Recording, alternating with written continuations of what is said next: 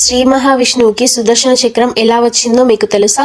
ఒక శివరాత్రి రోజు విష్ణుమూర్తి 1008 కలువ పువ్వులతో శివుడికి పూజ చేద్దాం అని తలచి కైలాసానికి బయలుదేరాడు.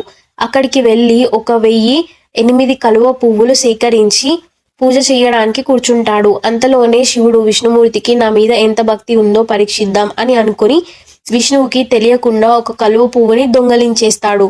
ఇది తెలియక విష్ణువు పూజ మొదలు పెడతాడు. 1007 కలువ పువ్వులు అయిపోయాయి. చివరి కలువ పువ్వు ఎక్కడ వెతికినా కనపడదు. నన్ను కమలనాథుడు అంటారు కదా, అంటే నా కళ్ళు కమలములు లాగా ఉంటాయి అని. అందుకే నా 2 కన్నులలో ఒక కన్ను తీసి ఇదే కలువ పువ్వు అనుకొని నీకు అర్పిస్తాను అని నవ్వుతూ తన చేతులతో కన్ను తీసి శివుడికి అర్పిస్తాడు.